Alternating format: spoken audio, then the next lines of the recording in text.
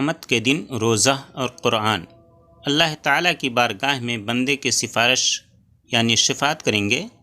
روزہ کہے گا، اے میرے رب، میں نے تیرے اس بندے کو دن کے وقت کھانے پینے اور اپنی جائز نفسانی خواہش کو پورا کرنے سے روک رکھا تھا، لہذا اس کے حق میں میری سفارش قبول فرما لے۔ تو روزے اور قرآن کی شفاعت قبول کی جائے گی۔